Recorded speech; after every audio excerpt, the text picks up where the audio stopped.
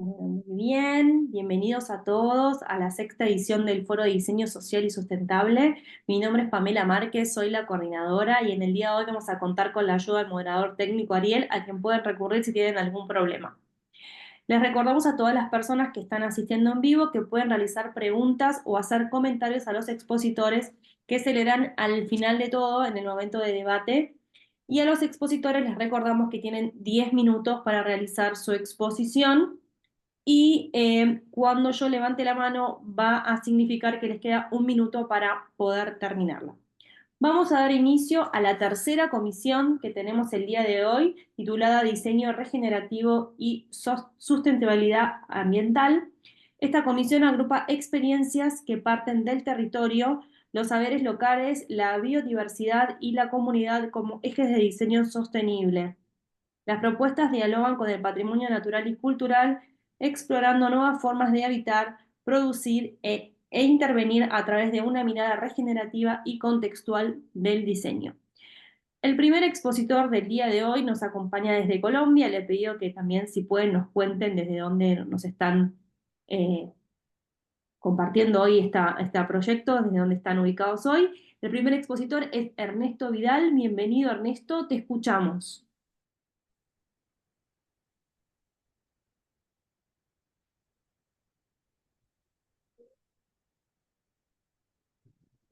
Hola, ¿me escuchan? ¿Escucha bien? Perfecto. Vale, buenas tardes a todas y a todos. Mi nombre es Ernesto Vidal. Eh, Les acompaño y les hablo desde Bucaramanga, Colombia. Soy diseñador industrial y magíster en diseño. Voy a hablar un poquito de algo que denominé biomateriales y diseño, la complejidad de lo simple.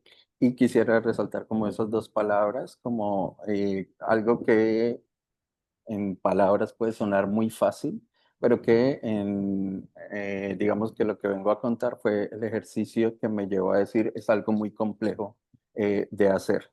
Lo primero que podríamos decir al respecto, pues es un poquito que tendríamos que estar hablando de muchos como conceptos extras. Yo no los voy a profundizar, es decir, en qué consiste, cómo se hace, no, ese no es el objetivo de la charla. El objetivo de la charla es un poquito contar lo que yo viví a partir del desarrollo de un proyecto que tenía que ver con estos dos temas. Entonces, básicamente podríamos decir que estamos hablando de materiales, pero si bien el título decía bien materiales, seguramente lo que nos llevó el proyecto, la investigación que se hizo fue hablar de materiales biobasados, que sería una mejor forma de describir el proceso. Y que dentro de eso tenemos muchas categorías, muchos procesos, muchos elementos como hay que profundizar, pero pues no, vuelvo, insisto, no es mi idea. Pero sí poder mencionar que podríamos hacerlo de dos maneras, a partir de residuos orgánicos o de residuos industriales. Y que a partir de eso hoy en día varios autores coinciden en hablar del término bioobjetos como aquel objeto que sale o se produce o se genera a partir de estos materiales biobasados. Em, Dentro de eso, es muy importante resaltar como que lo más importante, y que hablo desde mi disciplina del diseño industrial, es considerar que hoy en día esto es algo que ya ni siquiera es como una excusa, sino que ya es parte real y es como hacia donde, en mi opinión, hacia donde debería ir el diseño hoy en día, hacia la generación de materiales biobasados y hacia la generación de bioobjetos. Esto tiene que ver mucho con entender un concepto muy amplio que sería como cambiar nuestra concepción de la cultura material y de todos aquellos aspectos que involucran la materialidad de los objetos. Eso, como lo vemos ahí en la diapositiva, estaría asociado como a cambiar mentalidades, asociar como procesos muy particulares, a volver a lo táctil, a entender como diseñadores, pues que lo más importante seguramente de pronto al final no es tanto la forma, sino entender cómo esa forma se generó y el impacto que ella tiene. Entonces, este fue como lo que guió el proyecto en términos muy, muy amplios y lo que hoy en día deberíamos hacer como diseñadores. Digamos que el proyecto surgió de la intención de un semillero del programa de diseño industrial, de donde trabajo, en la Universidad de Investigación y Desarrollo UDI, cuyo fin pues, es aprovechar los residuos de materiales. Esos residuos de materiales, inicialmente, pues como vemos en las diapositivas, por ejemplo, los encontramos, no sé, en el taller de maderas. Y como nosotros, como diseñadores, a veces como que no consideramos que ahí hay un montón de cosas por rescatar, por aprovechar, por utilizar. Entonces, ese primer ejercicio me llevó a plantear en el siguiente semestre cómo esto podría ser un poquito más complejo y cómo podríamos meternos mucho más en el tema. A partir de eso, cuento rápidamente como el proceso del proyecto Integrador 7. El proyecto Integrador 7 es una estrategia que maneja aquí la universidad como para unir tres grupos, tres cursos académicos en torno al desarrollo de un proyecto. En este caso era el curso de materiales de manufactura, que aquí se trabaja con cueros, es una región muy buena en marroquinería, el curso de investigación en diseño y un taller de diseño que es el taller de diseño sostenible, justamente. Y la intención de ese proyecto es desarrollar un proyecto entre esos tres cursos.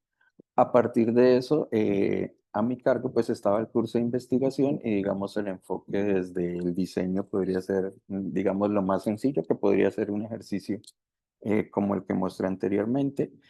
Si nos fuéramos por materiales de manufactura, seguramente el replicar cosas, pero metiéndonos un poquito más a la investigación, lo que encontré es que pasaban muchas cosas como en la parte práctica de desarrollar un ejercicio donde aprovechemos materiales y lo llevemos a conformar objetos. Entonces, en la diapositiva podemos ver una suerte como de esquematización de todo el proyecto, donde quisiera hacer énfasis en pro del tiempo, en decir que lo principal que se encontró en el hacer del ejercicio, lo que encontré en el hacer del ejercicio, es que somos muy dispuestos al hacer, al experimentar, a toda esa parte como práctica, pero en este caso lo que vimos en el desarrollo era que era muy importante registrar el proceso.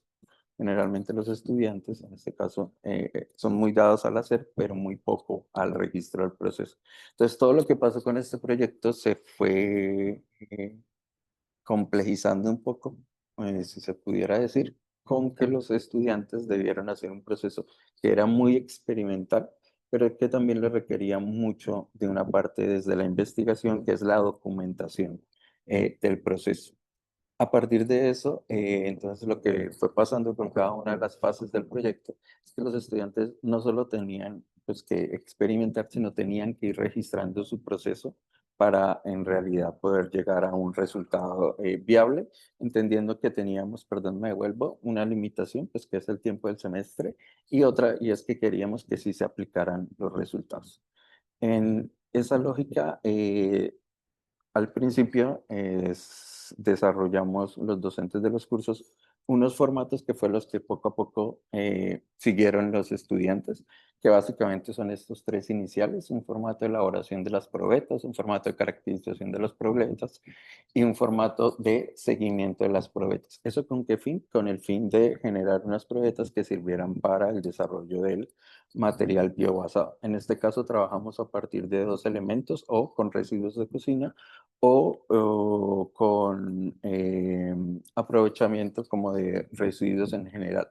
Cada uno de los grupos generó aproximadamente 5 probetas siguiendo el mismo proceso. Pero sí, otra vez lo que quiero hacer énfasis es que el que los estudiantes tuvieran que hacer esto les permitió un poco ir mejorando cada vez en el resultado de la propuesta o lo que se quería hacer.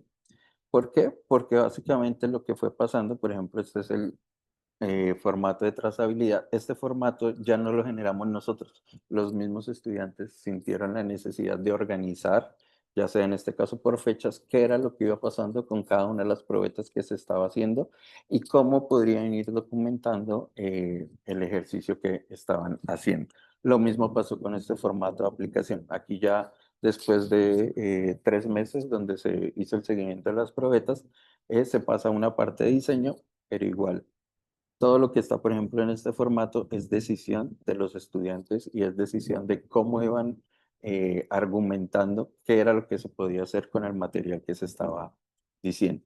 Entonces ahí paso un poquito como a recordar ese ejercicio de pensar que era algo muy simple, simplemente no sé, tomar un material, seguir como una suerte de receta y aplicarlo en algo. En este caso se complejizó un poco, en realidad pensando que a futuro cualquier persona pudiera revisar este material y pudiera replicar el material. Este sería otro formato final que se realizó, que es como el de síntesis. Y lo que estamos viendo es como el desarrollo de uno de esos proyectos.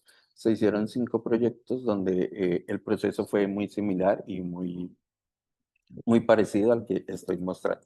Obviamente toda la parte práctica también se iba haciendo y se iba mostrando y se iba documentando. Finalmente, también quisimos llevarlo a una suerte como de pensar que esto no era solamente un producto, sino que también hace parte como de procesos de investigación un poco más complejos, donde hay unos resultados que también pasan a una parte como documental. Y creería que en aras del tiempo hasta ahí va mi presentación. Muchas gracias por escuchar. Muchísimas gracias, Ernesto, por traernos este proyecto tan interesante. Si hay alguna pregunta o algún comentario, los invitamos a que los dejen en el chat. Y vamos a continuar ahora con, ahí se había cumplido el tiempo, vamos a continuar ahora con Ana Zoila, que está junto también con Félix. Son los siguientes expositores que se encuentran desde Ecuador.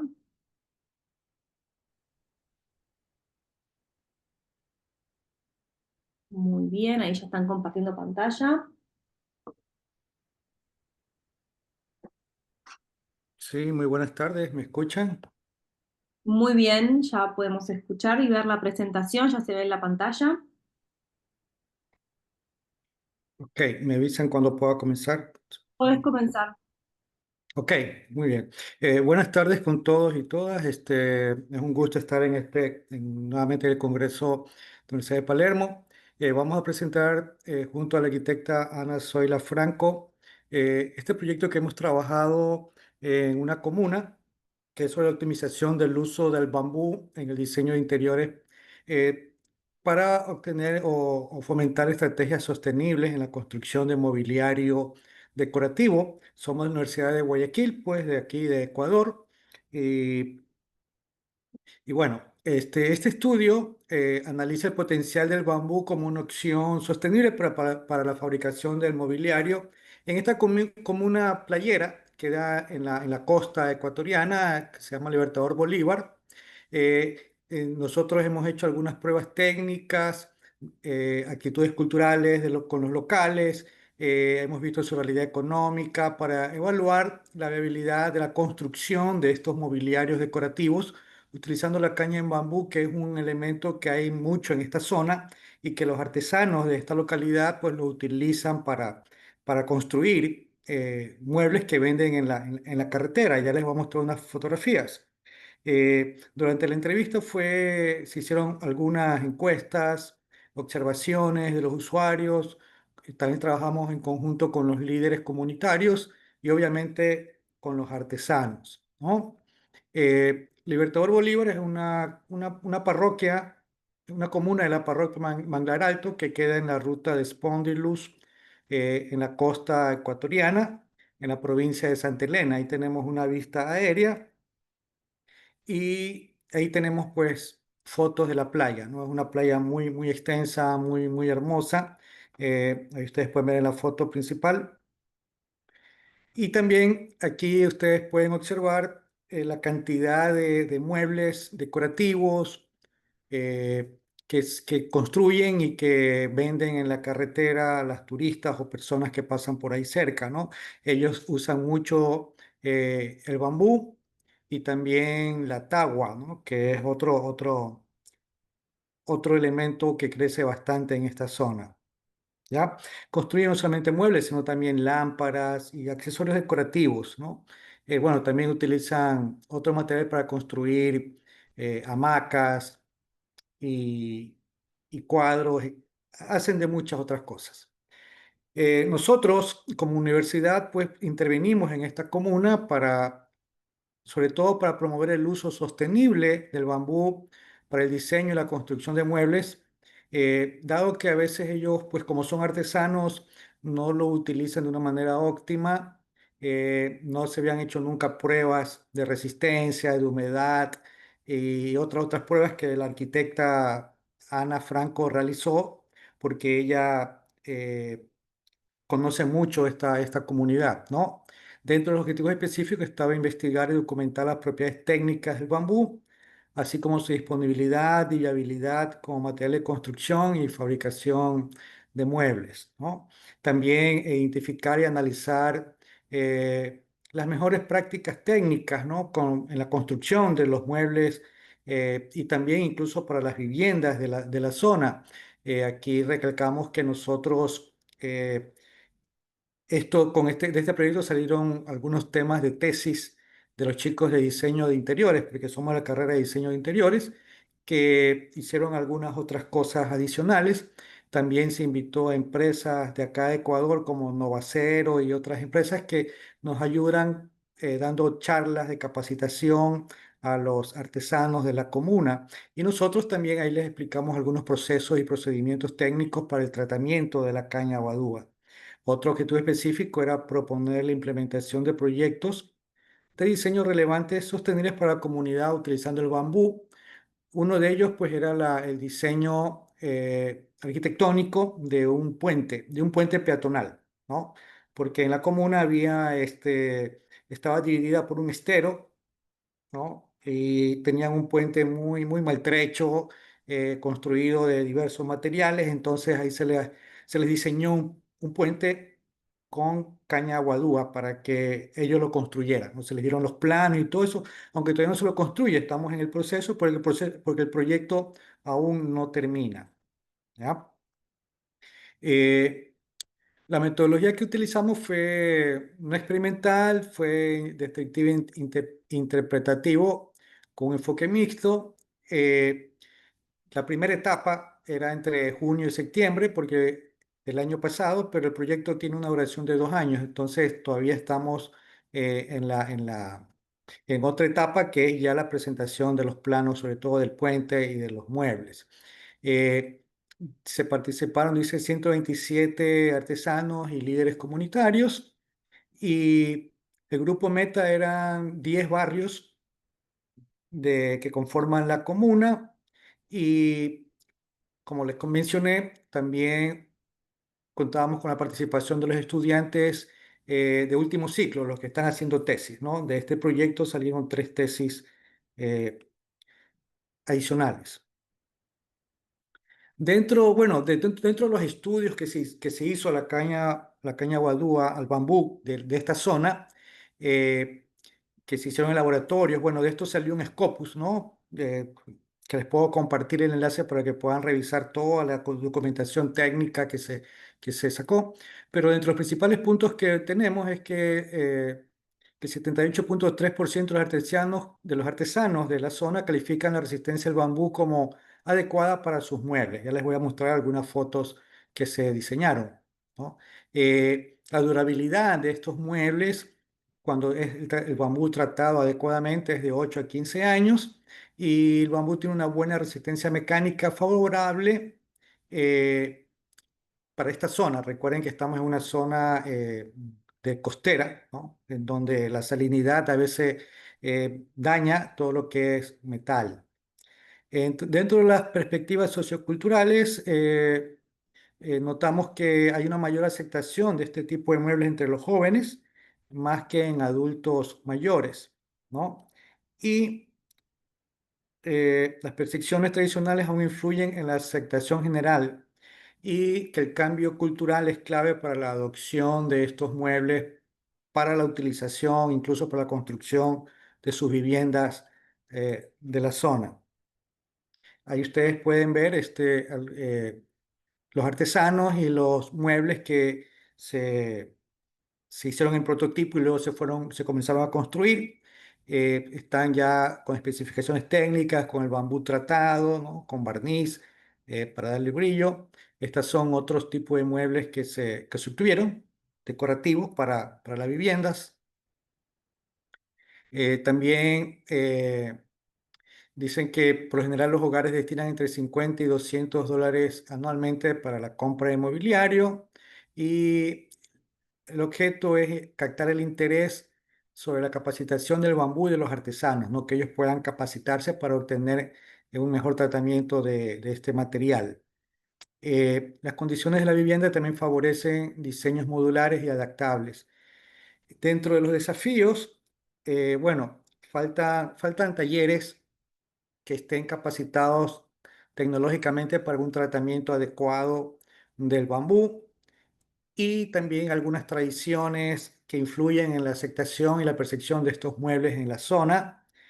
Y también otro desafío es las limitaciones económicas para realizar estos procesos especializados. Nosotros hemos tratado de llevar técnicos hacia la comuna para que puedan explicarles el tratamiento del bambú y también estamos intentando traer a la ciudad, acá a Guayaquil, a realizar cursos y visitas a talleres que tienen ciertas universidades ya especializados en tratamiento del bambú, porque aquí en Ecuador se trabaja bastante con este material. Ahí ustedes pueden ver fotos de cómo se está construyendo o de los materiales que se están construyendo. Estos son diseños que se construyen allá, ¿no?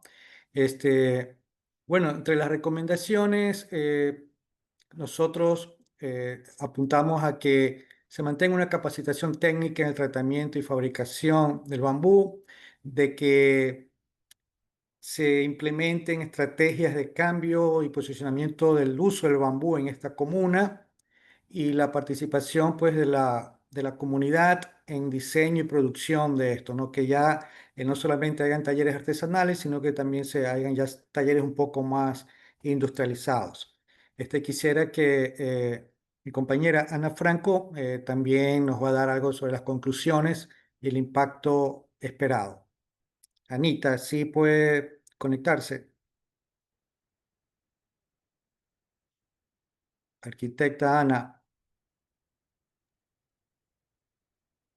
Eh, Sí, ¿me escuchan?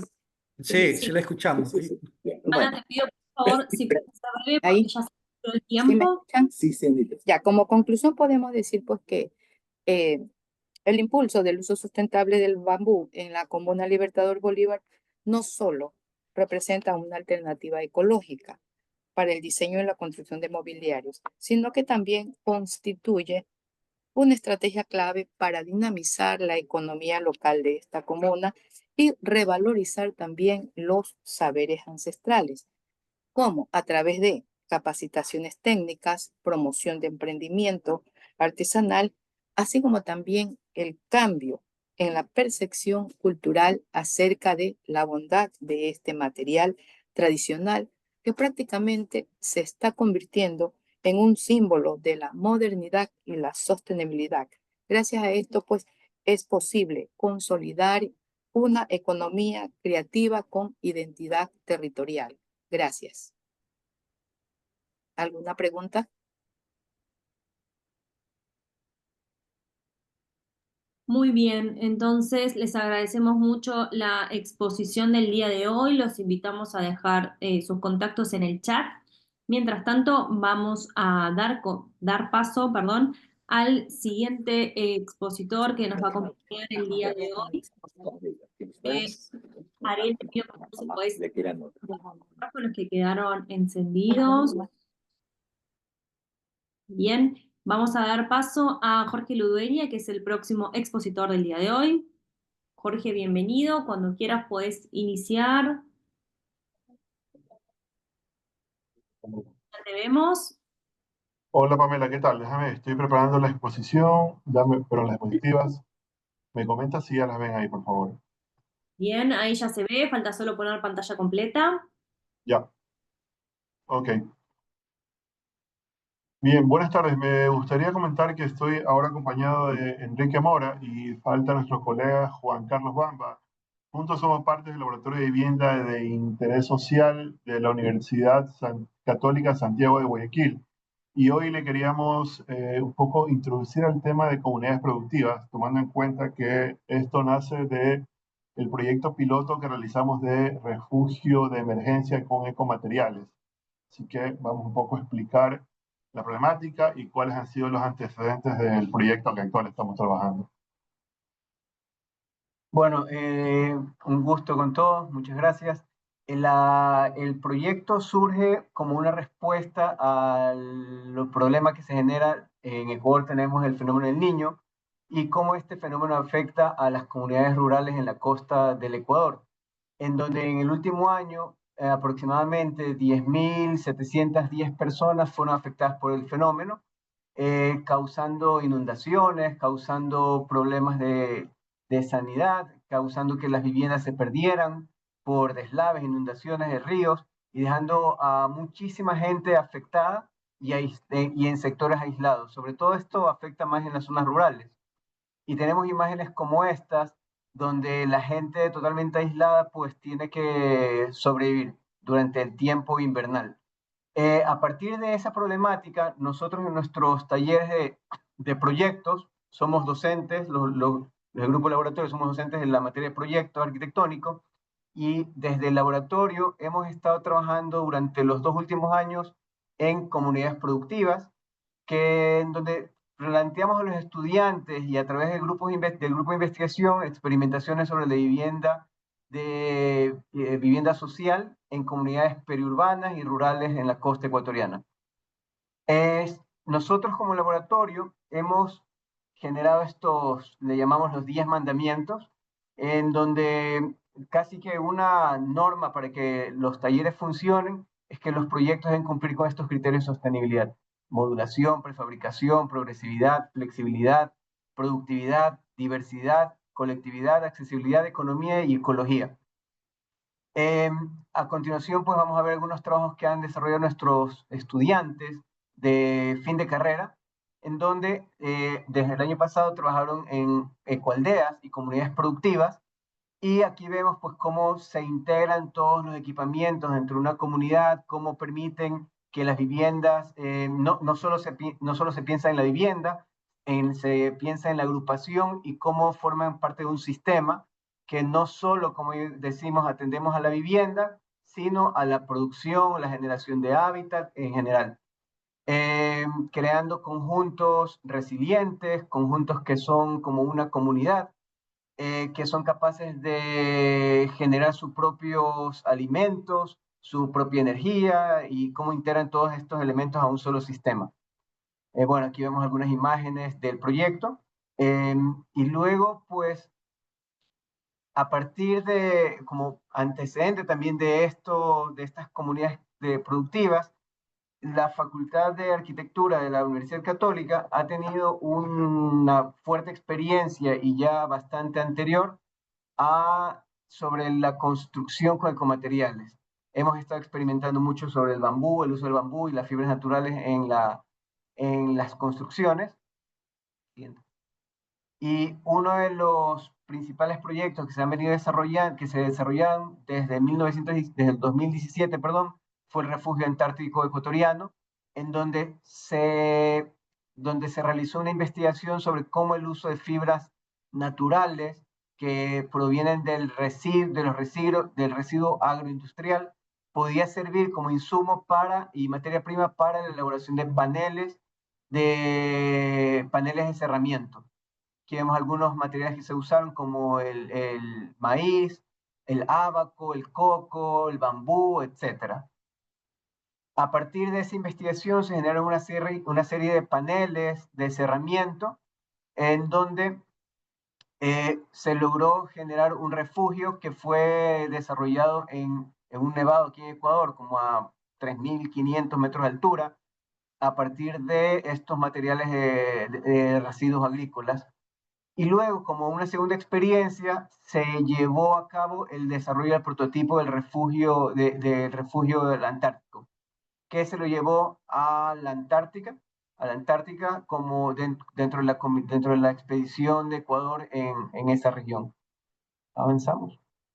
A partir del último año, como respuesta a esta problemática que se mencionó anteriormente y desde la experiencia que se venía dando con los fines de carrera y de los refugios que se desarrollan para el Chimborazo y la Antártica, el grupo de investigación desarrolló el refugio de emergencia con ecomateriales, en donde... Sí. O sea, y esto, perdóname, un momento, también hay que comentar que esto es un proyecto que duró aproximadamente 2 años y fue justamente para atender la emergencia por inundaciones por efectos del fenómeno del Niño del 2024. del 2024. Así que en base a esto y a la experiencia previa de los refugios anteriores y a la experiencia del desarrollo de materiales sobre residuos agroindustriales, decidimos proponer, digamos, la primera experiencia como un refugio emergente que puede solucionar ciertos problemas de la vivienda actual en Ecuador. Este refugio se lo pensó como un kit de partes que pudieran ser transportadas fácilmente a estas zonas rurales y afectadas, y se desarrollaron diferentes uniones que permitieran que la autoconstrucción del refugio, que es uno de los pasos tal vez más importantes que le hemos dado a la construcción de esto. La idea es pues generar un refugio de 15 metros cuadrados, 17 metros cuadrados, que sirva como una vivienda como un refugio inicial, planteo como una vivienda semilla, que cuando se duplica en área, pues cumple con los mínimos habitabilidad estimados por el gobierno. Y luego, pasando a una siguiente escala, la agrupación de esos refugios, implementando con este fácil sistema arquitectónico, pudiese cumplirse con equipamientos digamos que estos espacios necesitan.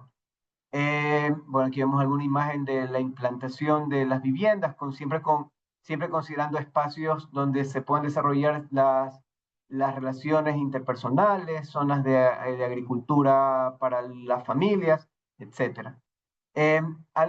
Luego, el año pasado, nosotros, a través de la materia de prácticas comunitarias en la facultad, logramos que se pudiese construir el primer prototipo con ayuda de varias ONGs, con ayudas de la empresa privada que nos dieron materiales y con la ayuda de los estudiantes de la materia. Logramos desarrollar las vigas con las uniones que fueron parte del proyecto. Como ven en esta imagen, son fáciles de transportar. Todo está pensado en seco, de tal manera que no se requieran máquinas especiales de soldadura, sobre todo pensando que en estas zonas rurales no se dispondría de ellas, entonces son elementos bastante sencillos y fáciles de cargar por una o dos personas. Bueno, aquí vemos ya cómo se monta toda la cimentación y algunas imágenes finales del prototipo que se encuentra desarrollado en nuestra facultad. En esta imagen se pueden un poco detallar más las piezas, ¿no? Se elaboran las piezas en rojo, que son los ensambles metálicos, luego se utiliza bambú rollizo y finalmente para los cerramientos utilizamos el panel de ecomateriales, que en este caso es un panel que tiene fibras tanto de bambú abierto, pegadas, y una base exterior con fibras de coco, que es como el recubrimiento final justamente probados para mejor confort térmico al interior. Este es el refugio ya terminado, el cual fue armado y desarmado varias veces porque lo estuvimos trasladando de varios lugares de la facultad. Actualmente ya lleva casi un año, me parece, a la intemperie, con su comportamiento, digamos, que puede... creemos que tiene una buena inercia térmica y además la altura que se logra puede salvar algún tipo de emergencia como el caso de inundaciones. Estas son las imágenes finales. Y por último comentarles que hicimos una publicación reciente en un libro donde publicamos los antecedentes y además cómo técnicamente se desarrolló la experiencia. Muchísimas gracias. Muchísimas gracias a ustedes por traernos el proyecto súper interesante, el uso de estos materiales. Ahí se había terminado el tiempo. Bueno, si hay alguna pregunta que tengan para hacer a los expositores, pueden dejarlas en el chat. Mientras tanto, vamos a seguir con los próximos expositores del día de hoy. La próxima expositora que está desde Colombia es Liliana Gutiérrez. Buenas tardes, ¿me escuchan bien? Muy bien. Perfecto.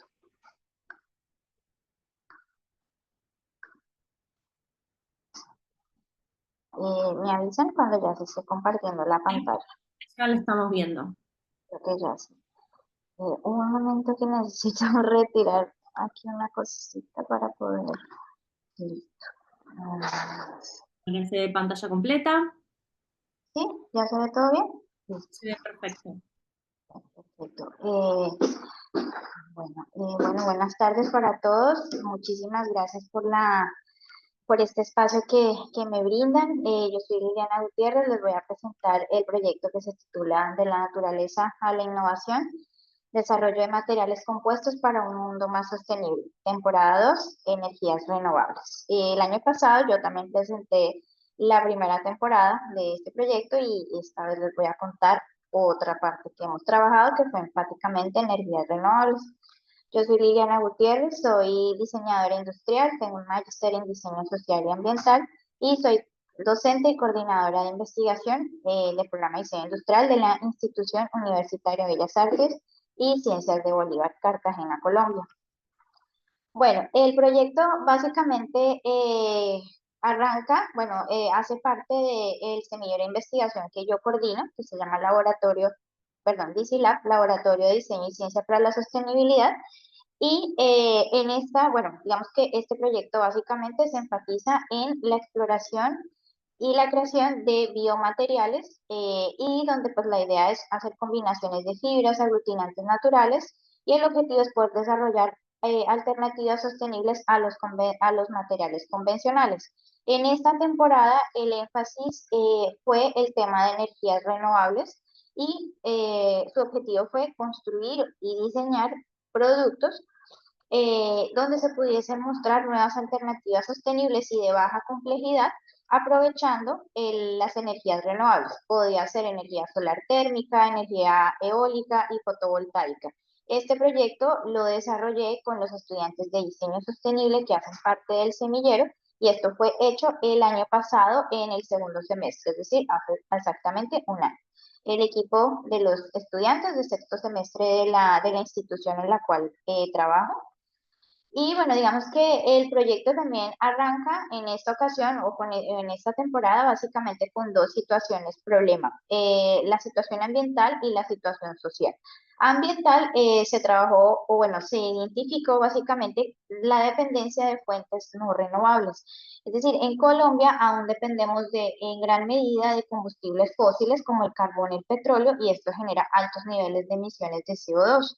El alto impacto ecológico de grandes infraestructuras, proyectos hidroeléctricos y de extracción de combustibles fósiles también han generado una deforestación y también la falta de materiales sostenibles. El uso predominante, por ejemplo, de materiales industriales no sostenibles, como los plásticos, por ejemplo, incrementan pues también la huella ecológica. Y en el ámbito social, la desigualdad en el acceso a la energía, es decir, comunidades rurales, por ejemplo, y apartadas aún carecen de acceso confiable a servicios energéticos básicos, la falta también de educación y de conciencia, ya que existe una brecha en la formación sobre energías renovables, y por último, la dificultad en el acceso a tecnologías de energías renovables.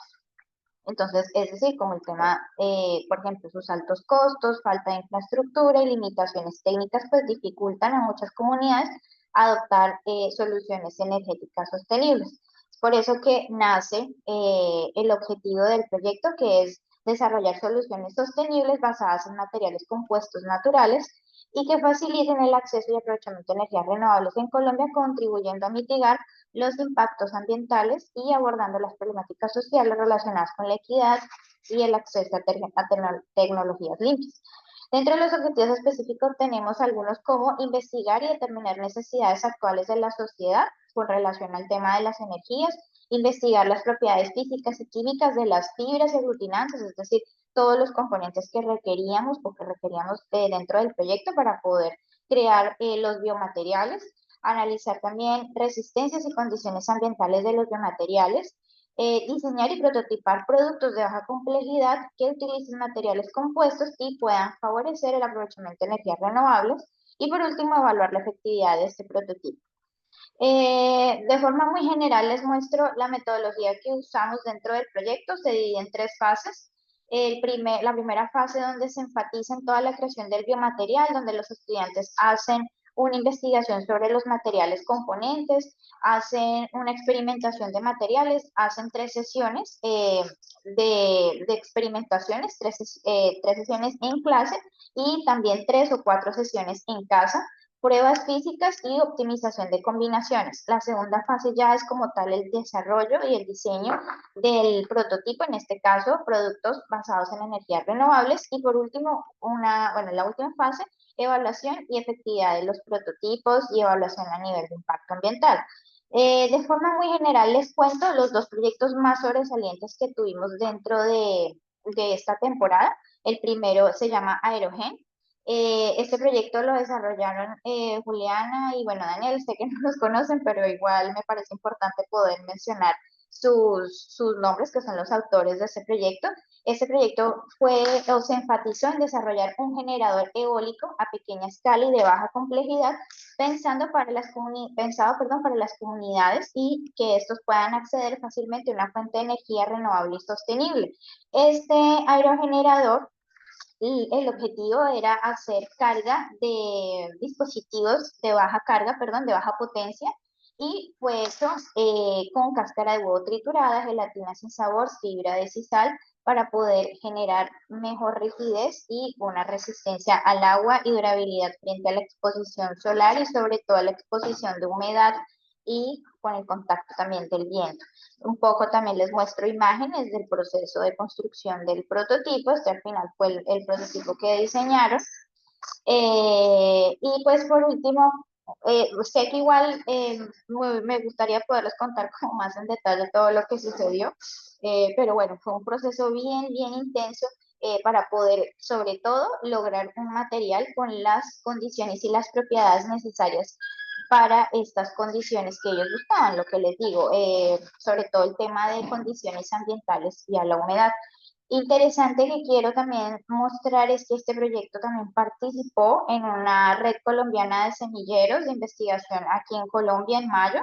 Digamos que aquí se divide por departamentos y bueno, ellas participaron como representantes también de la universidad y esto también fue muy chévere porque les dieron un aval para poder participar en el Nacional en Bogotá en octubre.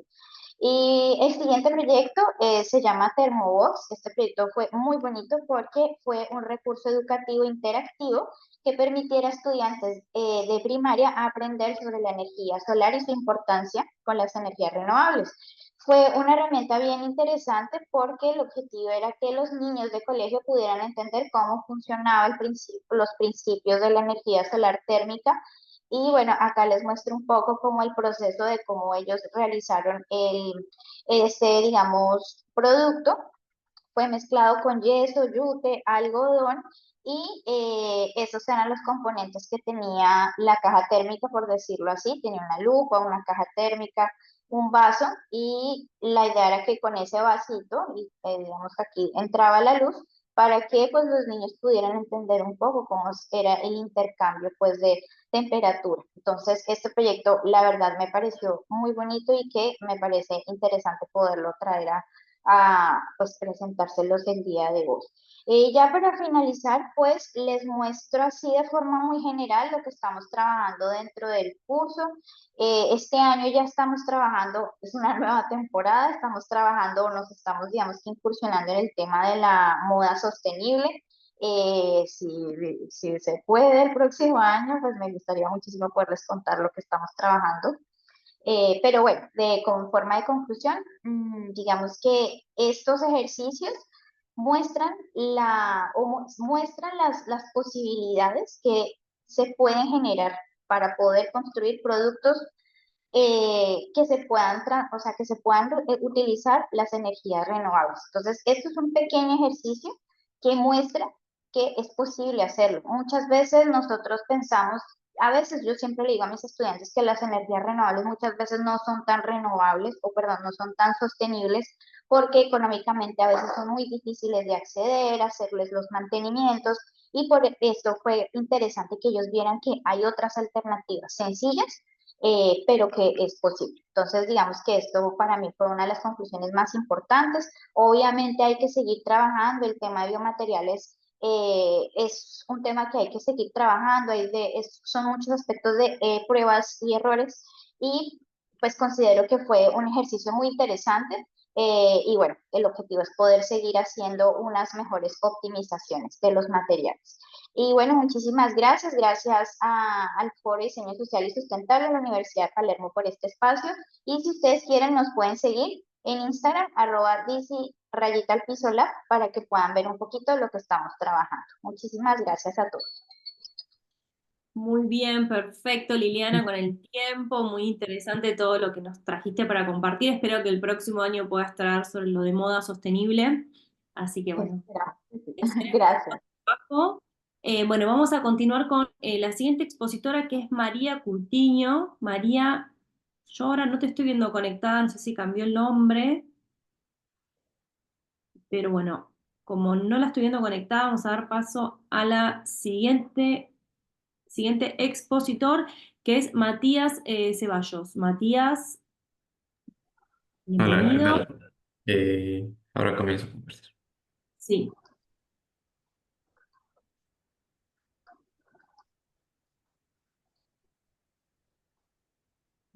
Ya, ¿me pueden indicar si se ve, porfa? se ve perfecto. Ya. Bueno, me presento primero. Mi nombre es Matías Ceballos. Soy estudiante de arquitectura en la Universidad Católica de Cuenca, en Ecuador. Nada, mi formación está muy enfocada en estos principios que hemos estado hablando ahora, ¿no? De una arquitectura con sentido humano que al final respete nuestro lugar en la naturaleza. Y bueno, les quiero compartir hoy un proyecto que es muy importante para mí porque he logrado aquí recopilar varias de estas estrategias que yo considero importantes. Bueno, ese proyecto se llama Shade Garden, que pueden ver en la foto. Explora cómo la luz natural puede transformar el espacio arquitectónico. Y nada, es una vivienda para una pareja en un páramo andino. Está pensada para que esta vivienda pueda funcionar sin necesidad de luz artificial. Entonces, eso es, si bien es algo muy, se puede decir, abstracto, es un buen ejercicio para entender qué tan dependientes somos en realidad de los sistemas de hoy en día, sobre todo en países que todavía no abandonamos estos sistemas de alimentación basados en formas más contaminantes como lo son los países latinos, ¿no? Bueno, la casa, para entender un poco, les puedo mostrar acá esta taxonometría. Para lograr esto que les comento, yo estudié el recorrido del Sol principalmente y diseñé espacios que cambian la atmósfera a lo largo del día, generando aquí un diálogo entre luz, sombras, temperaturas, materiales. Y como pueden ver, la casa se organiza en cuanto a un patio central, como núcleo, que no solo funciona como espacio de contemplación, como veremos luego en una foto, sino que también recolecta el agua lluvia para usarla en un pozo, que luego esto se puede redirigir a un biodigestor o a sistemas por ejemplo, en la cocina o de la ducha, como ya les explicaré a continuación. Entonces, bueno, aquí podemos ver en este esquema un poco el recorrido solar, ¿no? El bloque de arriba, el que estoy señalando, serían los dormitorios, que bueno, es un poco lógico ya que se ilumina esa área en la mañana para un despertar natural, al mediodía estar en contemplación y compartir, y en la tarde lo que sería la sala. Podemos ver también aquí unos paneles giratorios que el usuario puede ir acomodando según la incidencia solar en el año. Entonces, una vez visto esto, les puedo mostrar también justo este espacio del que hablaba, ¿no? El espacio del centro de contemplación. Y bueno, hablarles un poco del impacto ambiental de lo que sería este módulo de vivienda, ¿no? Al eliminar nosotros la luz artificial, se reduce drásticamente el consumo eléctrico, obviamente, y la huella de carbono. Además, en la concepción de la casa estamos usando un sistema que se llama tapial, de tierra apisonada, muy común acá en Ecuador. Es un sistema constructivo ancestral, tiene alta inercia térmica y lo que nos permite en el páramo andino mantener las temperaturas interiores estables sin climatización. Bueno, como les mostré también los paneles, en la fachada, que según el ciclo solar anual se cambian. Y bueno, la parte fundamental acá en este proyecto fue para mí preguntarme, ¿podemos habitar sin desperdiciar, construir sin agotar? ¿Puede una casa devolver algo al lugar del que se alimenta? Y en esa línea desarrollé un sistema de sostenibilidad integrado que recolecte el agua lluvia que se almacena en este pozo subterráneo. Y esta agua no queda estancada, ¿no? Puede ser usada para riego, pero también redirigida hacia un biodigestor doméstico que combinado con residuos orgánicos del día a día produce biogás y biofertilizante. Este biogás a la vez serviría para cocinar, calefaccionar el agua de la ducha y el fertilizante líquido que queda puede alimentar la huerta o jardín. Entonces acá se forma este circuito donde la casa funciona casi como un ente, ¿no? Y si vamos más allá aún, el proyecto también propone un baño seco, como se podía ver en el gráfico anterior. Este sería el depósito del baño seco. Entonces, acá también, aunque suene medio raro y quizá que no puede ser tan higiénico o que tal vez conlleva algún riesgo en cuanto a la salubridad, más bien si se hace bien, esto puede funcionar de una forma súper interesante. Con estos se puede utilizar, por ejemplo, acá acerrín o cal, son estos sistemas que descomponen los residuos. Entonces puede ser súper útil, ¿no? Y súper, hay que explorar también estas cosas que a veces vemos en la naturaleza y que quizá deberíamos reinterpretar en nuestra forma de vivir. Entonces, como pueden ver, esta arquitectura no es compleja. Les puedo mostrar también un poco de la distribución en planta. Acá estamos en el área pública.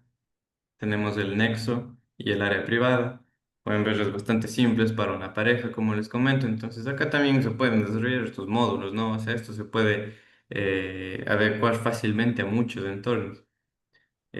Nada, entonces acá podemos ver un poco de esta distribución, un poco de los paneles giratorios que vemos acá y como pueden ver todos los materiales son locales, ¿no? Tampoco hay que cerrarse al progreso, pero yo creo que siempre está bueno recuperar cosas que la naturaleza misma nos dio y que ya funcionan. Entonces, nada, en este proyecto yo hago un llamado a que nosotros evitemos qué tan dependientes somos de la tecnología, ¿no? Qué tan dependientes somos de la naturaleza que nosotros mismos hemos creado, entonces, de lo artificial. Entonces, nada, sería bueno siempre pensar en una arquitectura que no imponga, sino que se adapte, que se mimetice. Entonces, en esto consiste este proyecto de Shade Garden y agradecerles mucho. Eso es todo. Muchas gracias por escuchar.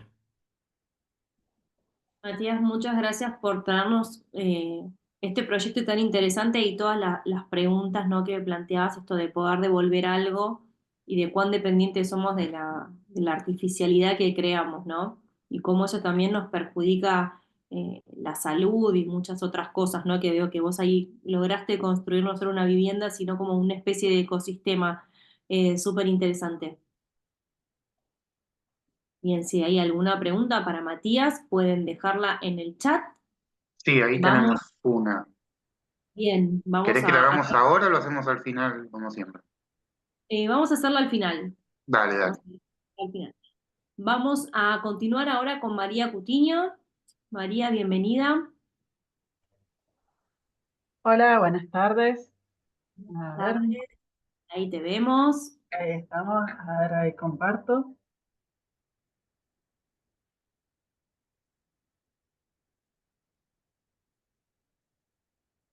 Ahí se ve. Bien, sí, ahí ya estamos viendo la presentación. Todavía no lo vemos en pantalla completa.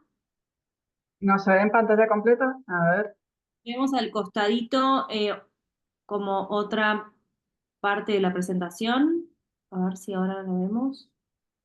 a ver ahí. Ahora sí. Ahí está. Bueno, muchas gracias por esta participación.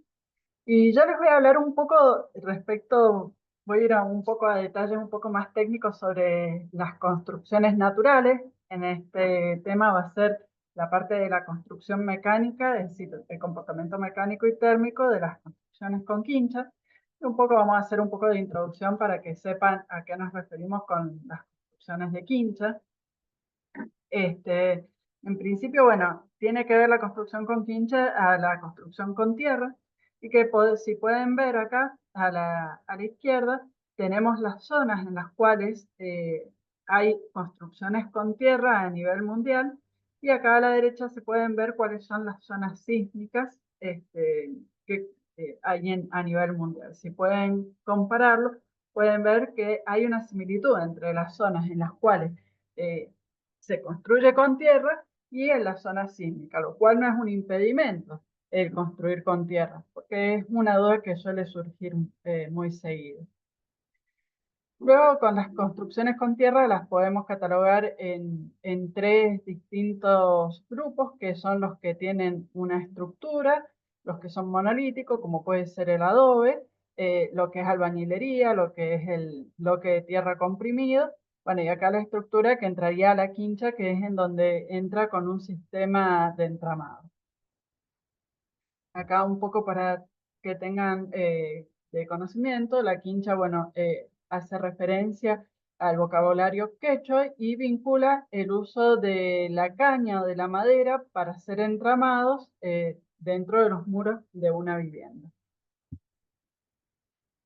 Este sería un sistema de quincha tradicional en donde se tiene, bueno, una estructura de rollizo, se tiene un entramado para los muros, que puede ser, en este caso se utilizaba o madera o caña de Castilla, que acá en Argentina hay en abundancia, sobre todo en la zona de los canales, o también se pueden utilizar varillas de álamo de 1 pulgada por 1 pulgada. Eso se utiliza para hacer todo el entramado alrededor de los muros. También está la quincha prefabricada, que consiste, bueno, en primero poder armar estos paneles que vendrían a conformar los muros, y se hace el entramado con caña o con madera, y luego de que se tiene la estructura principal ya levantada, se montan esos paneles para conformar el cerramiento de los muros. La estructura portante, que se llama, que es la estructura resistente, sobre todo para zonas sísmicas, se utiliza lo que es los rollizos, en este caso, porque un tema de compatibilidad, de poder utilizar la madera, que en muchos países ya está reglamentada el uso de la madera en la construcción. En la Argentina está con la norma INPRE-CIRSOC 601. Y acá, bueno, se hace todo lo que es la estructura portante, la cruz de San Andrés, para darle una mayor rigidez. Se utiliza, bueno, siempre en los techos grandes aleros para poder proteger a los muros. Y todo esto vinculado con una fundación, en este caso en zona sísmica es un requerimiento, con fundaciones de hormigón armado para poder vincular todas las estructuras. Luego también se trabaja con un tema del sobrecimiento, que el sobrecimiento hace referencia a poder levantar a los muros que son de tierra, del nivel de piso, para evitar que haya una ascensión de la humedad por capilaridad y que eso pueda degradar al muro.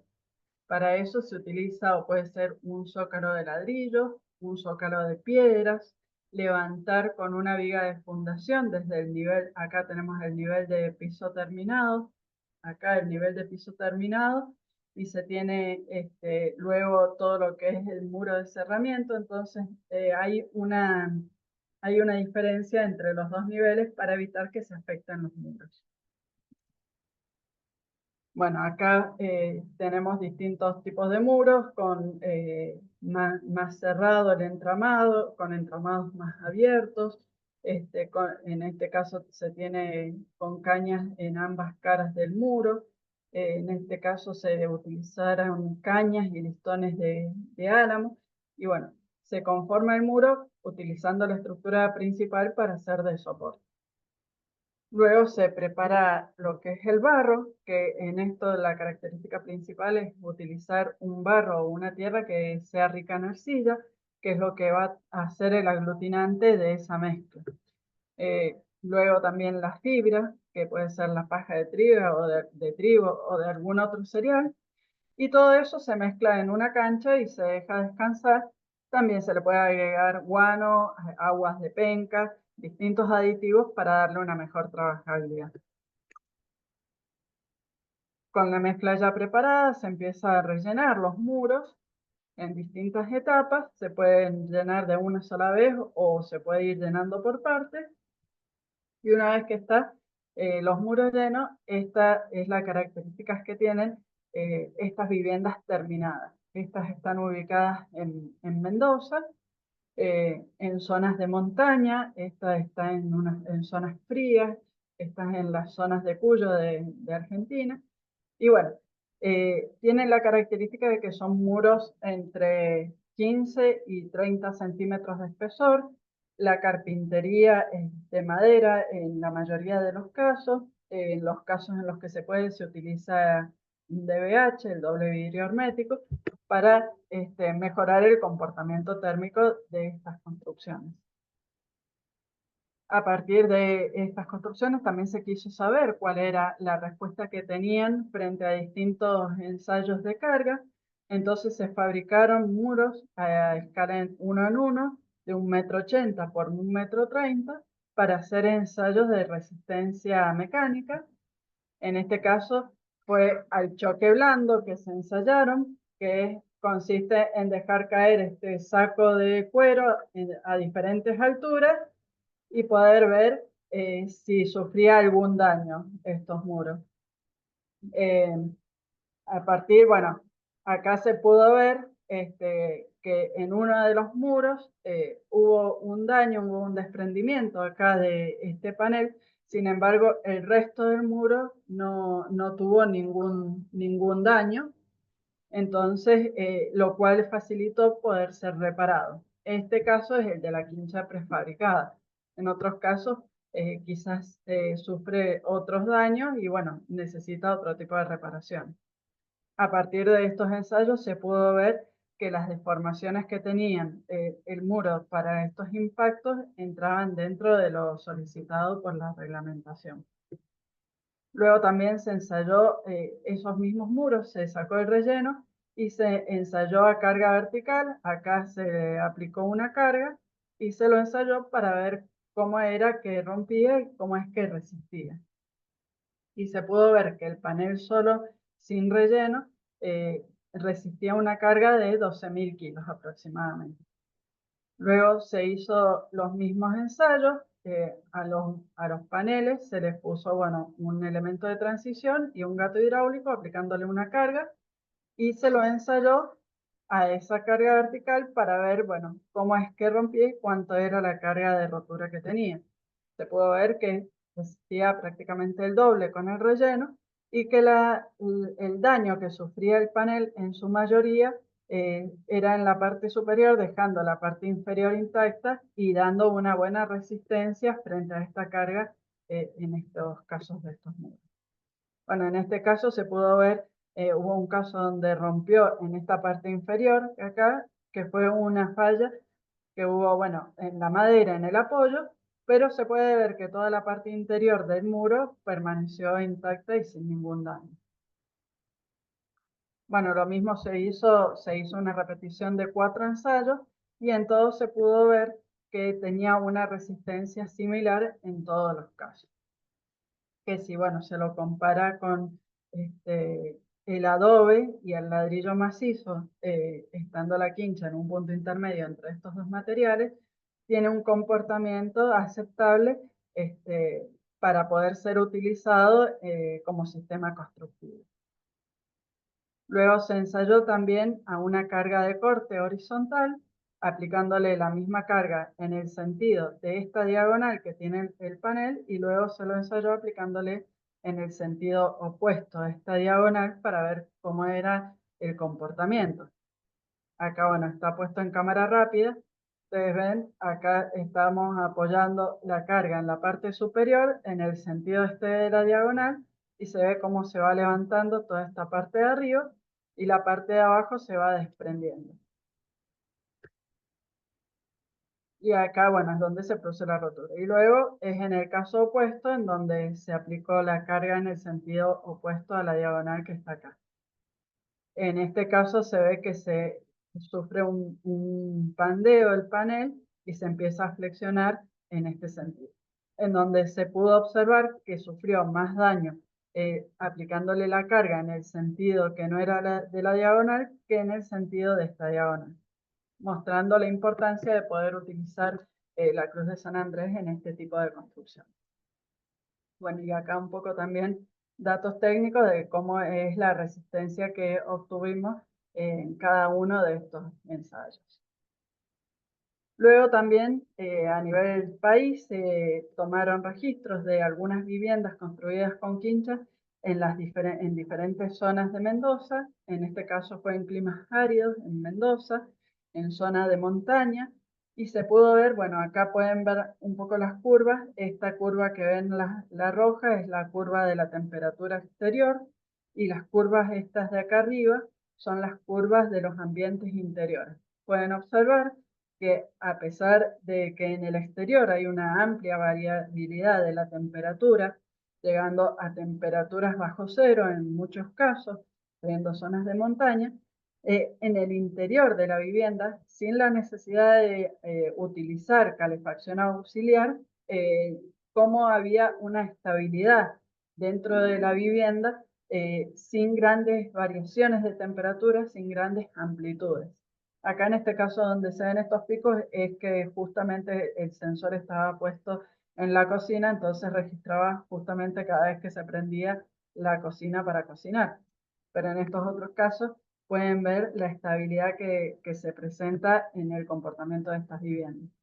Luego también se tomó registro de una vivienda en Santa Fe, otra en Buenos Aires, otra en Jujuy, y tenemos el mismo comportamiento, una amplia variabilidad de las temperaturas en el exterior, es decir, entre la temperatura máxima y la mínima hay una gran variabilidad, y en el interior de las viviendas hay una estabilidad de la temperatura, lo que permite que durante la noche, cuando desciende la temperatura, luego durante el día, hay una rápida recuperación de esas temperaturas en el interior. Eso ayuda a la conservación de los ambientes y a tener una menor necesidad de sistemas auxiliares de calefacción o de refrigeración también. María, perdón, pero hace unos minutos que ya se cumplió el tiempo, si querés ir a la El conclusión. último, es la última diapositiva. Y bueno, y a nivel país, tenemos que hay 59 ordenanzas municipales que ya están aprobadas, que están dentro de la red ProTierra, que acá está la dirección, en donde se puede ver la gran cantidad de municipios que han aprobado este sistema constructivo para poder ser utilizado en la demanda habitacional. Muchas gracias.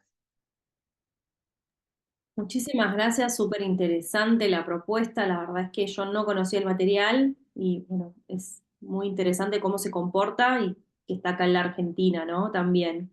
Así que bueno, gracias por Perdón traer. que se extendió. No, no hay problema. Gracias por Gracias. traernos la propuesta. Vamos a continuar ahora desde Ecuador con Sandra Núñez. Perdón, vamos a continuar con el grupo de Juan Camilo y Juan David, que están en Colombia, que son parte del equipo de Mónica Muñoz. Hola, buenas tardes. Listo, regálenme un momento y ya. Y buenas tardes, ahí ya estamos viendo la presentación a pantalla completa. Muy bien. Listo, perfecto. Entonces, un gusto. Yo soy Juan David Oliveros. Estoy aquí junto con mi compañero Juan Camilo Aya, ambos ingenieros civiles de Bogotá, Colombia, y les venimos a presentar el siguiente proyecto interinstitucional denominado Paneles contrachapados multicapa fabricados con biomateriales latinoamericanos para su uso en viviendas.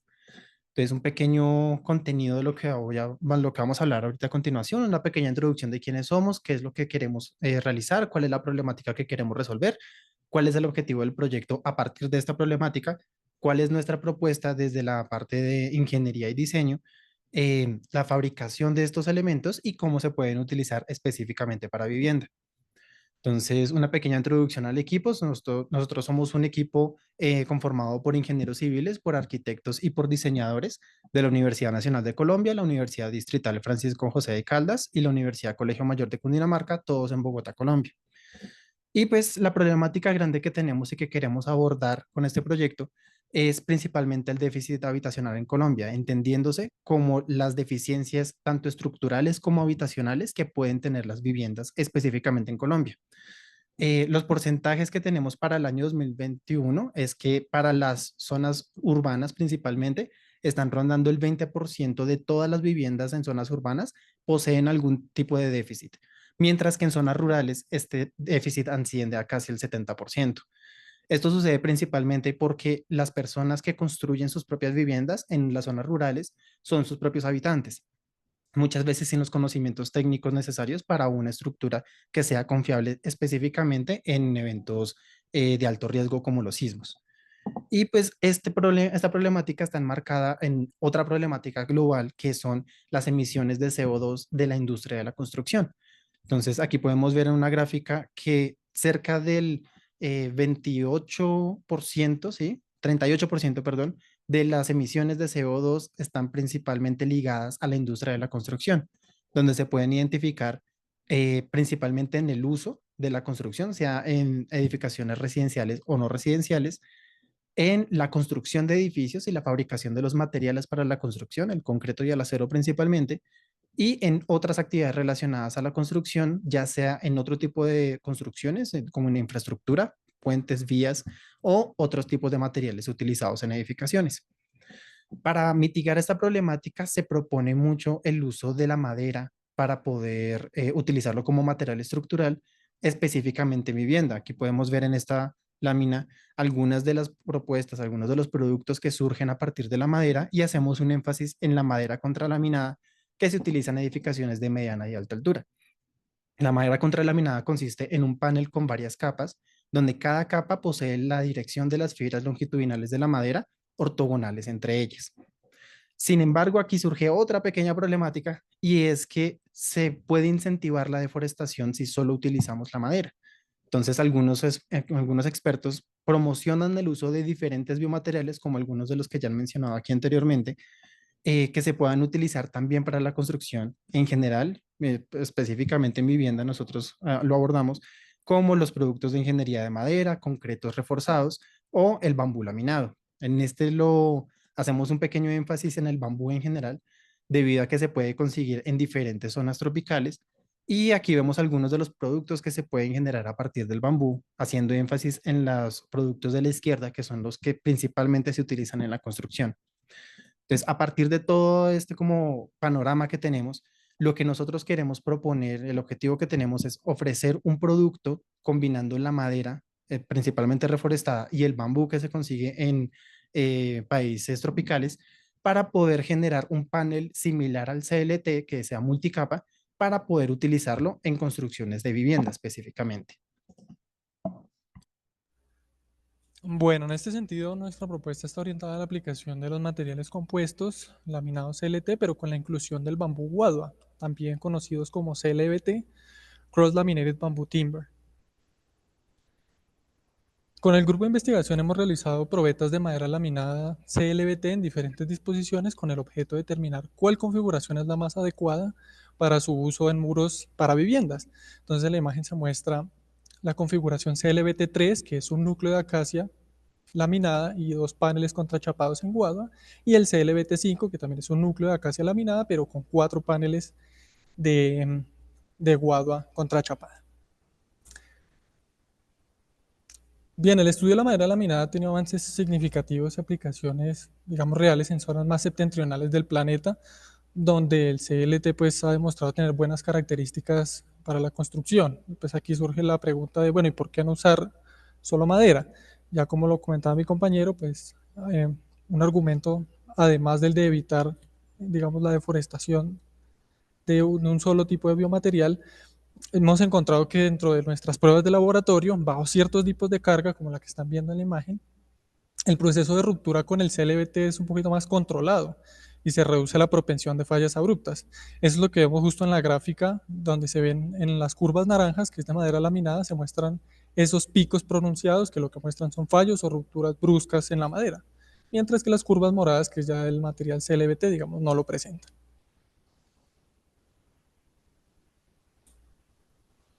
Ahora bien, ¿cómo es el proceso de fabricación para generar estos paneles? Pues tomamos la guadua, el bambú rollizo, lo aserramos con sierras circulares o con cuchillas de estrella para sacar lo que llamamos las latas, que son los elementos longitudinales, pasa por un proceso de moldurado para tratar de tener la sección lo más rectangular posible y de esa manera poderlas pegar de canto y generar un panel alistonado con los elementos de bambú guadua.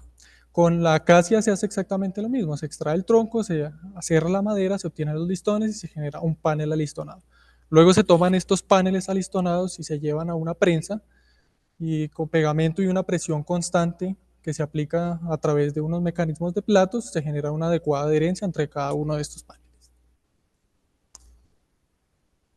Bueno, así pues las configuraciones a considerar para nuestro estudio son las que les estamos mostrando en esta diapositiva, el CLBT3 y el CLBT5, y particularmente aquí tenemos el CLBT5P y el CLBT5X. Aquí la P y la X nos indica cómo es la disposición en la que van las láminas de bambú guadua entre sí. P indica que van paralelas y X que son cruzadas o van ortogonales entre ellas.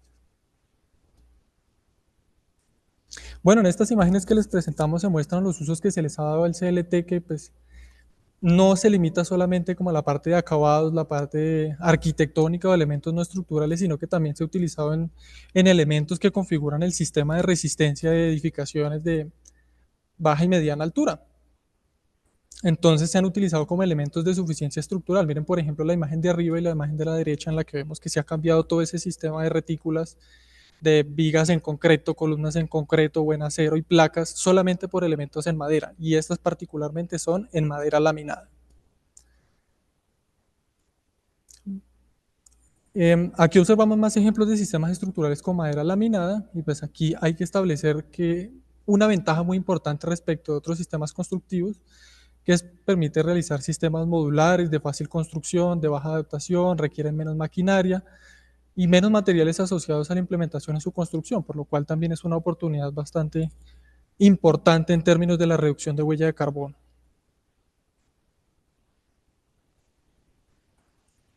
Bueno, y quiero mostrarles también estos dos iconos de la construcción sostenible en madera. A la izquierda tenemos el edificio Mjøs en Noruega.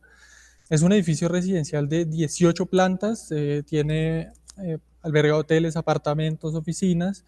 Es el segundo edificio más alto del mundo construido en madera, y la gran mayoría del edificio está construido en madera laminada. Particularmente aquí se utilizó el CLT para los muros del ascensor, para las escaleras, para los balcones y también para todos los acabados y fachadas. Y por el otro lado, en Londres tenemos este edificio que es de 10 pisos, es residencial, es el edificio residencial más grande del mundo construido principalmente en CLT. Todo está construido en madera contralaminada. Como les decía, es un icono de la construcción sostenible a partir de biomateriales, y miren que particularmente en este edificio no vemos esa retícula de vigas y columnas, sino que todo el sistema de resistencia lo están aportando estos muros con esta configuración. Entonces, ambos edificios nos muestran estos casos particulares de la viabilidad de las construcciones de CLT para viviendas, por lo cual nuestro objetivo es evaluar estos sistemas de muros estructurales para su posible aplicación en contextos latinoamericanos, utilizando materiales locales y la industria local. Listo. Finalmente, como para redondear un poco la última idea que estaba mencionando mi compañero, lo que nosotros queremos hacer es integrar tres grandes como grupos de la sociedad, y es principalmente la academia, nosotros ofreciendo desde las universidades y desde las partes técnicas el conocimiento y las propuestas que se pueden tener para este tipo de construcciones, pero no solo quedarnos con la propuesta, sino también interactuar con la industria para identificar cómo son las oportunidades, cómo puede ser la fabricación de estos elementos y su uso efectivo en la construcción, y que este proyecto no quede únicamente como una propuesta que se quiera realizar, sino que se pueda implementar a la población, que la población también sea un actor principal dentro de este como gran ciclo que te estamos proponiendo, a través de la apropiación social de este conocimiento que se está generando. Entonces, muchísimas gracias a la Universidad de Palermo por el espacio, y muchísimas gracias a ustedes por prestar atención. Muchísimas gracias, súper interesante el proyecto. La verdad es que la madera además da esa parte visual, ¿no? Tan cálida, que no es lo mismo que ver una estructura de cemento. Cuando veía las imágenes, es muy grande la diferencia en cuanto a lo que genera en el ser humano, ¿no? También, además de todos los beneficios sustentables. Bien, vamos a continuar con ya casi la anteúltima expositora del día de hoy, es Sandra Núñez.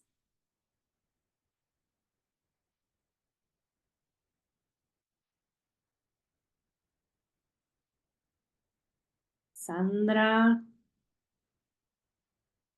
o Claudia, que es parte del equipo, ¿están ahí?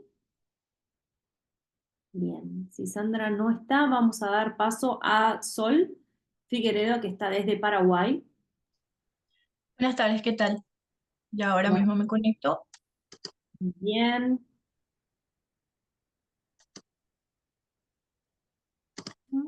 Ah, ya te podemos ver. Ok.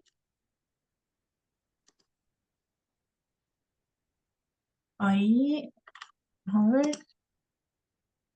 ¿Me pueden ver? ¿Me escuchan bien? Ahí ya se ve la presentación. Súper. Buenas tardes, yo soy la ingeniera agrónoma Sol Figueredo, soy de Paraguay.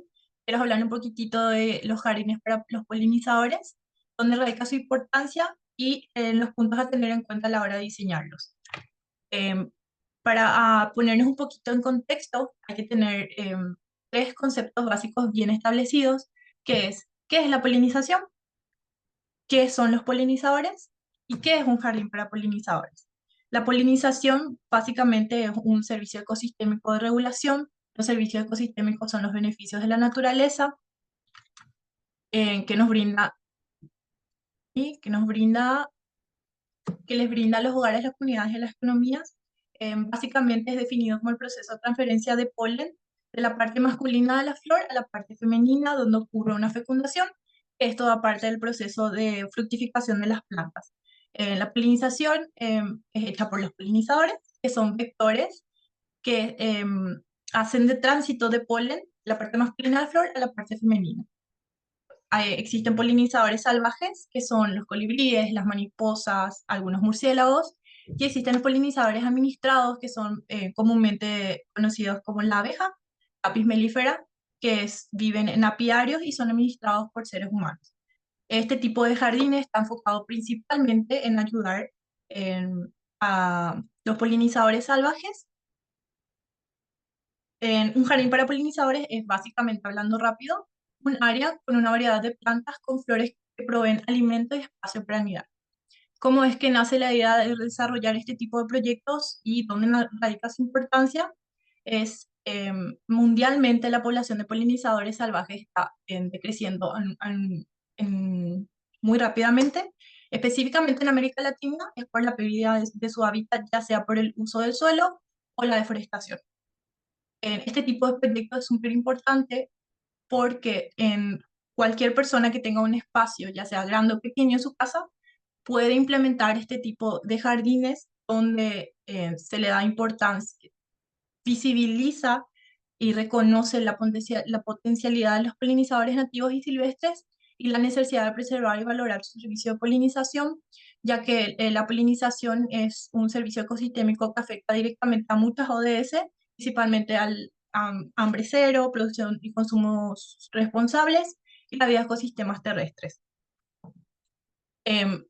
Vamos a hablar puntualmente de qué es un jardín para polinizadores, y una pregunta que yo me hice cuando empecé a investigar sobre el tema es, ¿acaso no todos los jardines para polinizadores, acaso no todos los jardines que tienen flores son jardines para polinizadores? Rápidamente me di cuenta que estaba muy equivocada. Lo que pasa mucho en Paraguay es que cuando más exótica es una planta, más queremos tenerlas en nuestros jardines.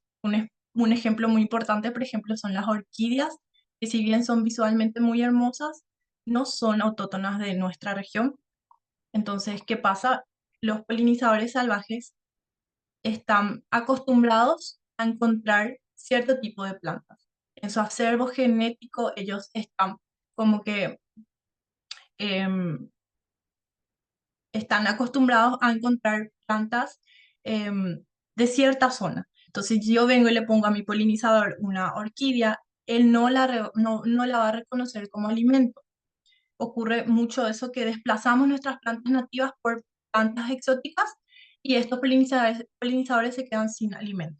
Entonces, un hábitat para polinizadores puede ser un entorno natural, como una pradera o prado, o podría ser artificial, donde nosotros cultivamos una combinación de plantas con flores específicamente para proveer nutrición y espacios para anidar. Justamente donde la problemática es que estos entornos naturales son los que están desapareciendo, nosotros les brindamos un espacio artificial, entre comillas, donde ellos pueden encontrar todo lo que necesitan para seguir desarrollando sus deberes, en este caso que sería la polinización.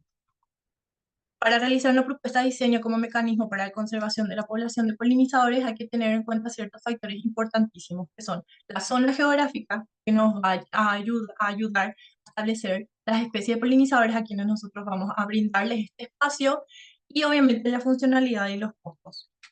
La zona geográfica, no es importante determinar una zona geográfica porque ella nos limita con el clima, el suelo y la estacionalidad.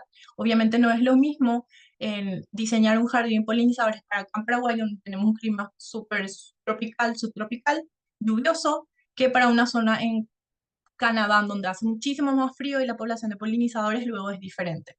Nosotros buscamos en la realización de este tipo de jardines atraer a polinizadores nativos, que son los que tienen una mayor eficiencia de polinización de las plantas de cierta ecorregión.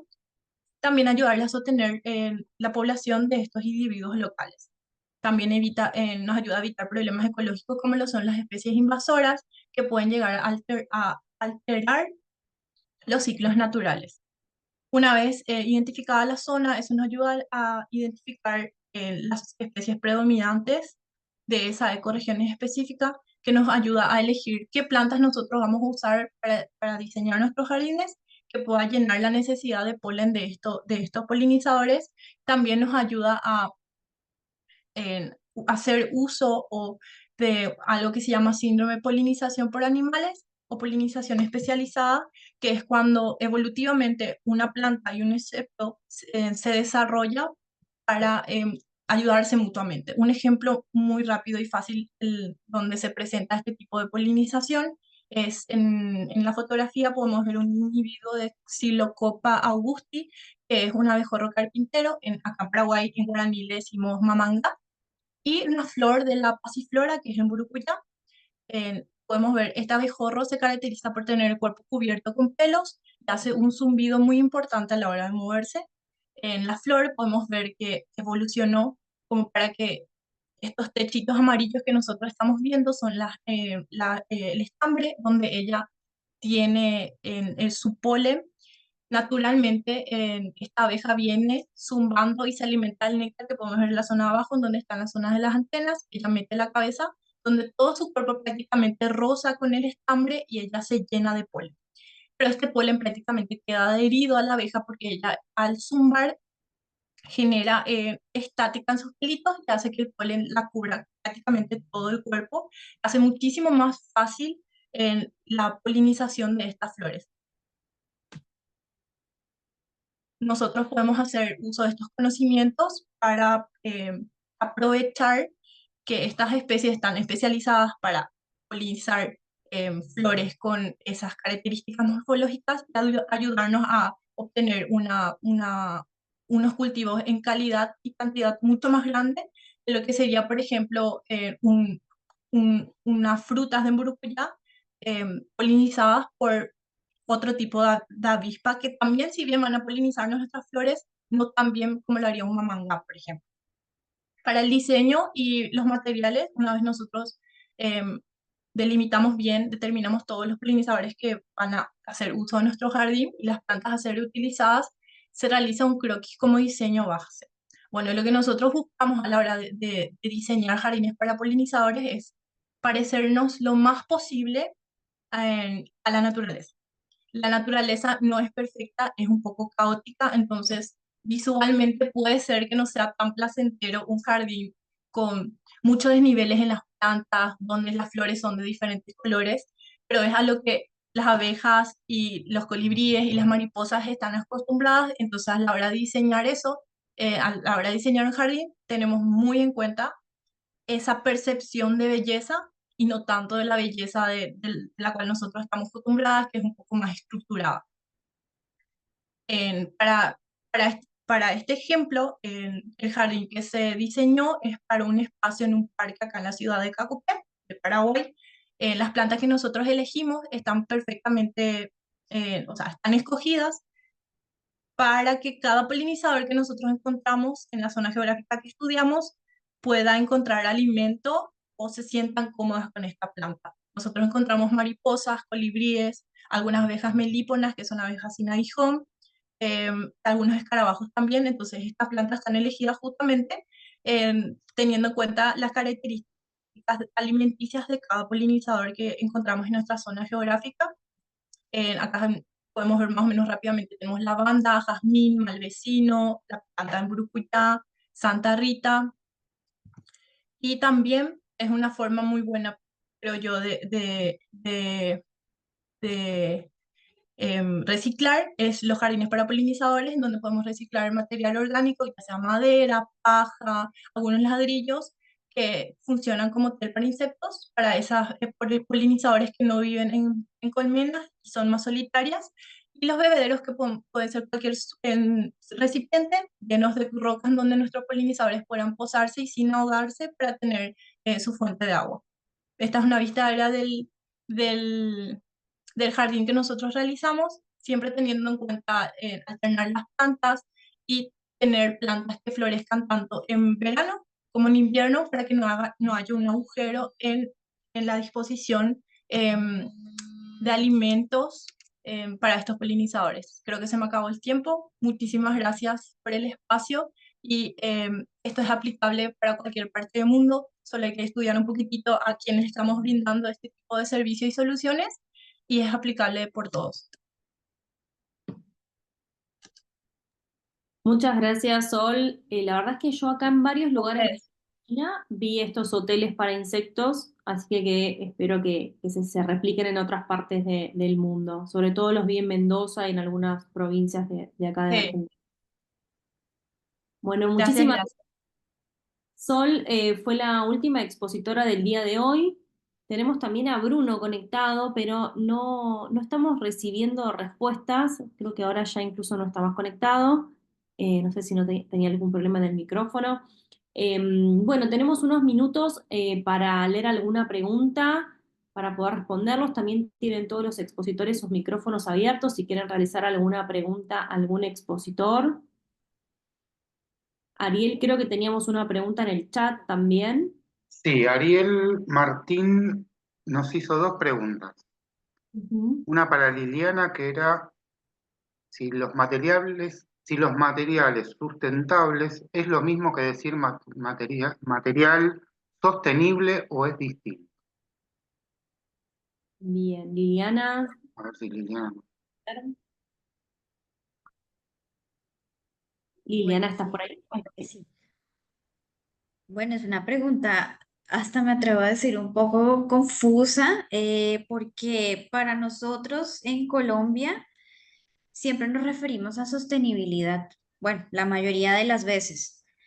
Entonces, bueno, yo me atrevo a decir que para mí, para Liliana, no quiero que esto se torne la última palabra, pero para mí considero que es una misma concepción.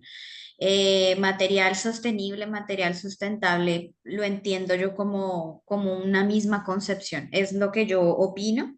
De todas maneras, si de pronto alguno de los expositores quisiera de pronto abordarlo a más profundidad, pues sería interesante. Pero bueno, lo que digo, nosotros aquí en Colombia, digamos que el concepto de sostenibilidad lo abordamos de forma muy similar al concepto de sustentabilidad. De hecho, por ejemplo, bueno, yo estudié en Brasil y sostenibilidad no existe, allá es solo sustentabilidad. Y pues básicamente el concepto de sostenibilidad, que creo que todos lo entendemos, es esa relación de aspectos ambientales, económicos y sociales. Por lo tanto, considero que ese material sostenible o sustentable es poder hacer o poder generar que ese material sea, o sea, sea accesible a la comunidad, a la sociedad, lo puedas acceder de forma sencilla, sea económicamente viable y pues lógicamente no deje un impacto negativo al medio ambiente. Entonces, esa sería mi respuesta a la pregunta que me hicieron. Espero que haya podido, bueno, no sé, aclarar un poco la duda. Si alguien de pronto quisiera abordarlo mucho más a Estamos detalle. reunidas diferentes personas de toda América Latina y a veces me parece que lo que ocurre es que algunas palabras en algún país significan una cosa, en otros significan otra. Si bien el idioma es el mismo, tenemos varias, Ajá, en algunos lugares se dice sí, banana, en otros se dice plátano, o sea, ese tipo de exacto. modificación del lenguaje. En líneas generales, desde lo que puedo decir desde acá, desde la Argentina, lo que es sustentable se refiere a que tiene la capacidad de mantenerse por sí mismo, digamos. Y lo que es sostenible ya está más vinculado con lo que es social y económico, más desde el punto de vista del desarrollo de las personas también. Ok, Esa sería perfecto. la diferencia acá en Argentina, por lo menos, de cada una de las palabras. Algo es más relacionado con el reciclaje y otro tiene, por ejemplo, más que ver con la parte de cómo están dentro de un emprendimiento, por ejemplo, cómo están las personas que trabajan, si trabajan en condiciones dignas, lo sostenible. Bien, y la otra pregunta, Ariel, que teníamos en el chat. Y la otra pregunta también es de Ariel para Matías Ceballos. Si los policarbonatos no se pueden quebrar por las inclemencias del tiempo. Ya, listo, muy buena pregunta. Sobre todo siguiendo la línea de que para que algo sea sostenible, para que algo funcione bien con la naturaleza, no solo debe cumplir el carácter de ser llamado sostenible, sino en realidad funcionar a largo plazo, ¿no?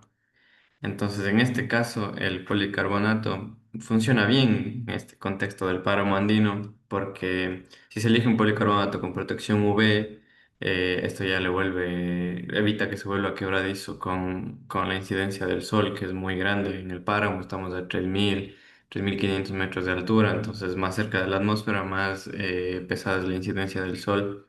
Además, este policarbonato soporta amplias variaciones de temperatura, lo cual es clave acá, porque en el mediodía puede ser un sol intenso y en la madrugada ser 7, 5 grados centígrados. Entonces, si se le instala correctamente, con juntas de dilatación, buen anclaje, no tiene por qué fallar en realidad. Claro, porque hay diferentes calidades de policarbonato, ¿no? De diferentes tipos, construidos con diferentes tipos de plástico.